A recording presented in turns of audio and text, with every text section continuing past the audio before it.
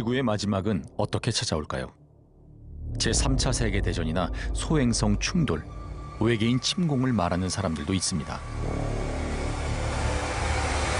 미국 항공우주국 나사는 인류를 멸망시킬 재해 중 하나로 이것을 꼽았습니다.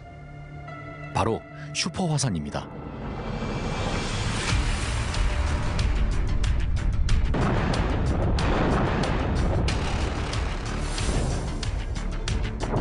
슈퍼화산은 수만 년의 휴지기를 갖는 동안 폭발력을 축적하고 일반적인 화산의 수천 배에 달하는 마그마와 화산재를 분출하는 초대형 화산입니다.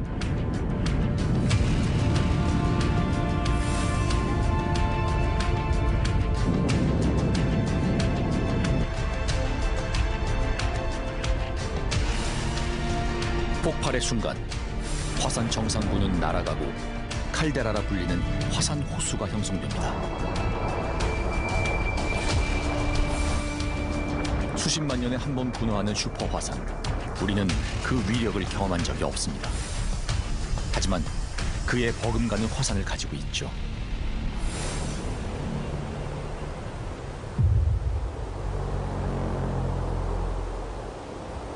이 고요하고 평화로운 침묵은 언제 깨질지 모릅니다. 백두산, 정말 분화할까요?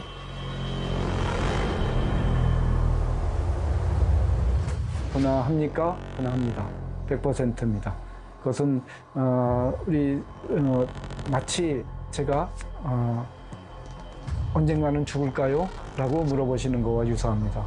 마이너스 5km에서 마이너스 10km 정도의 거대한 마그마방을 현재 가지고 있기 때문에 그중에 이제 일부라도 상승해서 올라오게 되면 화산 분화로 연결될 수가 있는 것이죠. 지난 4월 각종 언론은 백두산 분화를 우려하는 기사를 쏟아냈습니다. 백두산이 분화할 것인지, 분화한다면 언제인지, 규모는 어느 정도인지, 어떤 방식으로 얼마나 큰 피해를 입힐 것인지 다양한 분석이 등장했습니다.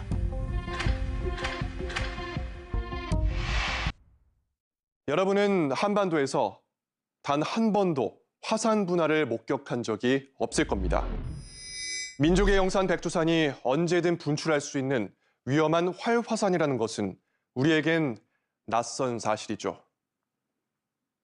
하지만 백두산은 실제 지하에 마그마방이 확인된 전 세계 학자들이 주목하는 위험한 활화산입니다. 마그마가 지표 아래 자리 잡고 있다는 것은 백두산이 활화산이라는 가장 중요한 근거입니다. 지진계를 이용하면 마그마방의 존재를 확인할 수 있습니다. 지진이 일으키는 진동인 P파와 S파가 지진 발생 지점에서 지진계에 도달하는 시간차를 이용 마그마방의 위치를 측정합니다. P파는 지표까지 곧바로 도착하지만 S파는 마그마와 같은 액체를 만나면 속도가 느려지기 때문입니다. 해먼드 교수는 천지 수면에서부터 약 5km 거리에 마그마방이 존재한다는 것을 확인했습니다. 기존에 추정했던 거리보다 훨씬 더 가까운 지점입니다. 그만큼 폭발의 위험이 높아진 것이죠.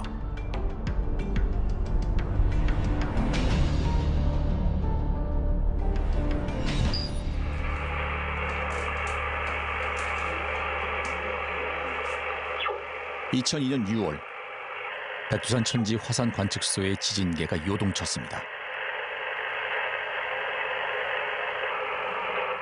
일반적인 지진이 아니었습니다. 지각 아래 마그마의 움직임으로 땅이 균열된 겁니다. 백두산은 거대한 산체를 흔들며 폭발력을 증명하기 시작했습니다. 이를 시작으로 2002년부터 2006년까지 최대 월 243회의 지진이 관측됐습니다.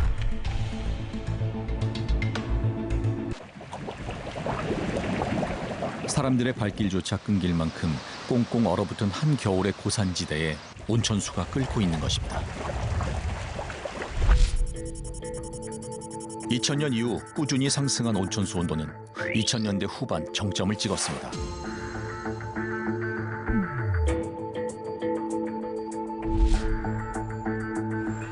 도대체 백두산에서 무슨 일이 벌어지고 있는 걸까요?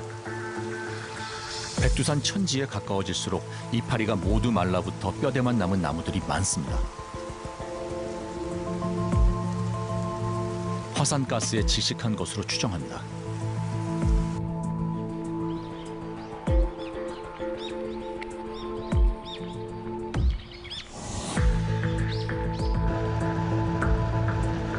게다가 천지의 물에서 뿜어져 나오는 수증기는 마그마 가스의 주성분인 이산화탄소입니다. 세계에서 가장 깊은 칼데라, 백두산 천지. 이 고요하고 평화로운 수면 아래 얼마나 거대한 에너지가 응축되고 있는 걸까요?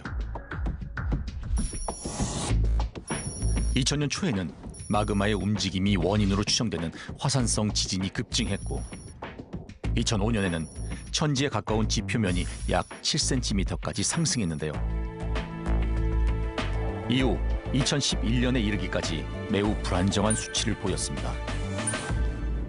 1000년 전과 1000년 전의 폭발적인 대분화로 인해 가지고 마그마 지하에 있는 마그마 방이 비워졌기 때문에 산 꼭대기 부분의 일부가 다시 주저앉아서 천지 칼데라가 그때 완성된 것으로 이렇게 해석할 수가 있습니다.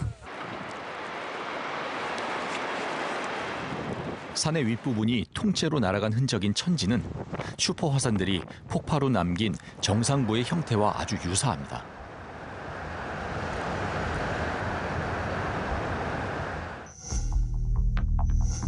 화산재의 양에 따라 화산 폭발의 규모를 1에서 8까지 분류한 화산 폭발 지수에 따르면 2010년 전 세계의 항공 대란을 일으킨 아이슬란드의 분화는 0.1 입방킬로미터의 화산재를 분출해 화산 폭발 지수 4를 기록했습니다. 1100여 년 전 백두산은 100에서 150 입방킬로미터의 화산재를 분출해 아이슬란드 분화의 1000에서 1500배 규모로 화산 폭발 지수 7을 기록했습니다. 1945년도에 히로시마가 이제 그 원자폭탄으로 파괴됐잖아요. 시가지가 이제 전파됐는데 그것의 16만 배가 백두산 한 곳에서 터졌다고 보시면 됩니다.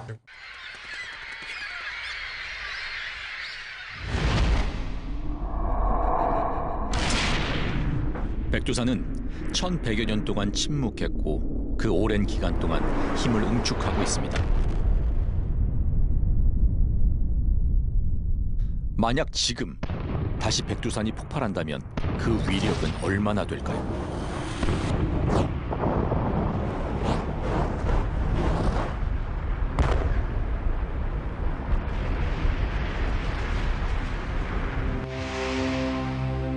환태평양 조산대는 불의 고리라 불립니다. 전 세계 화산의 75%가 집중돼 있습니다. 인도네시아 탐보라 화산은 1815년 분화했습니다. 역대 최고 사망자를 낸 대폭발이었는데요. 1100여 년 전 백두산 분화보다는 폭발력이 약하지만 거의 비슷한 규모로 분석되는 대분화입니다.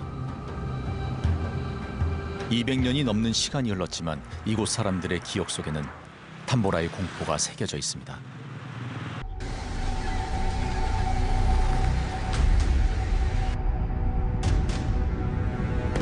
탐보라 화산의 분화는 1600m 높이의 산 머리가 통째로 날아가 지름 6km 규모의 칼데라를 남기고 주변 560km까지 용암이 흘러내린 대폭발이었습니다. 섬 주민들과 도시 전체가 화산에서 흘러내린 재와 용암에 뒤덮여 통째로 사라졌습니다. 그리고 이 재앙은 탐보라를 넘어 전 세계를 장악했습니다. 무려 4억 톤의 화산재와 먼지가 성층권으로 높이 올라가 햇빛을 막았고 지구의 기온을 낮췄습니다. 인도네시아는 물론 미국, 유럽, 아시아에도 이상 기후가 이어졌습니다. 사람들은 폭발 다음 해인 1816년을 여름 없는 해라고 불렀습니다. 그 영향은 7년 넘게 이어졌습니다.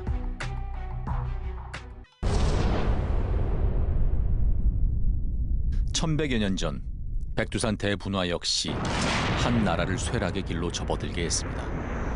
바로 발해입니다. 슈퍼 화산이 뿜어낸 것들은 발의 오경을 집어삼켰고 주변 지역까지도 더 이상 사람이 살 수 없는 땅으로 만들었습니다. 지금까지 백두산 분화 연구는 중국 그리고 영국과 북한 공동 연구팀이 주도하고 있습니다. 하지 말라 긴다면 지가 하겠다 긴다면. 정작 한 민족이자 백두산과 가장 가까운 곳에 국경을 맞대고 있는 우리는 단 한 번도 북한 현지의 백두산 연구에 참여하지 못했습니다. 우리는 백두산에 대해 과연 얼마나 알고 있을까요?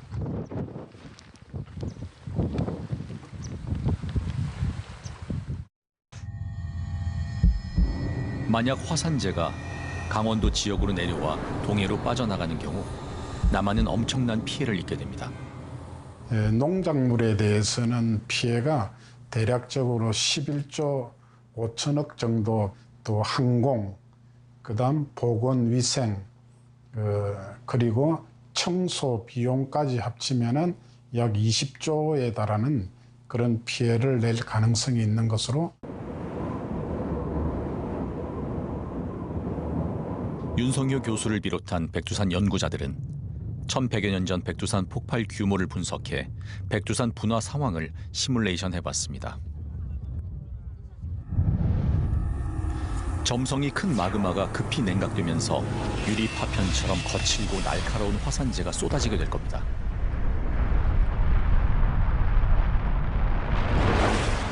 천지의 물과 화산 분출물이 뒤섞인 라하르가 칼데라 외륜산을 부수고 최대 시속 100km의 속도로 흘러넘칩니다.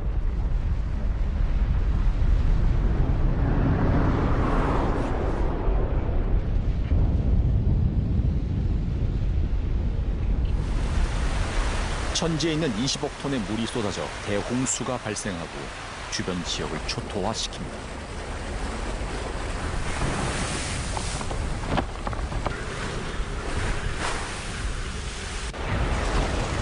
살아있는 모든 것이 사라질 겁니다.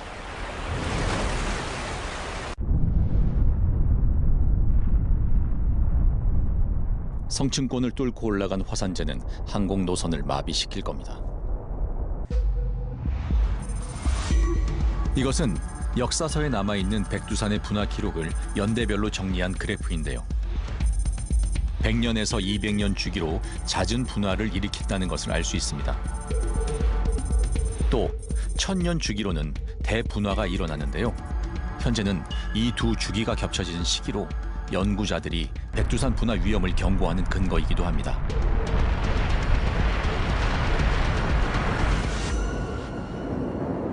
한반도에 이웃한 일본도 불의 고리인 환태평양 조산대에 포함된 지역입니다.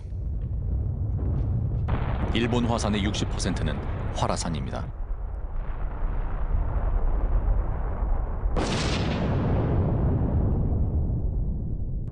대규모 화산 폭발 뉴스가 해마다 전해질 만큼 화산 분화가 자주 일어납니다.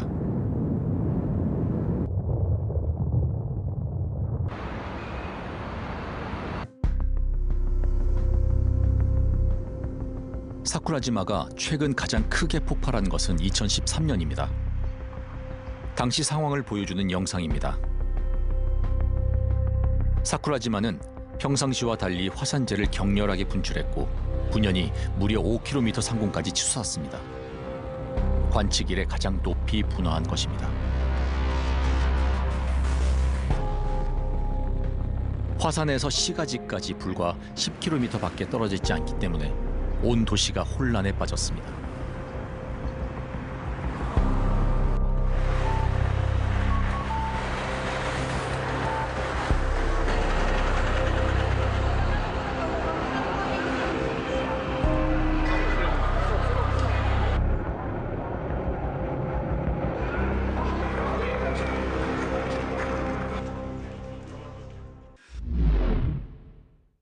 지금 대한민국은 어떻습니까? 2009년 이후 백두산의 여러 분화 징후들은 소강 상태를 보였습니다. 그 사이 우리는 거대한 마그마가 끓고 있는 백두산의 존재를 잊었는지도 모르죠. 하지만 최근 백두산 주변에서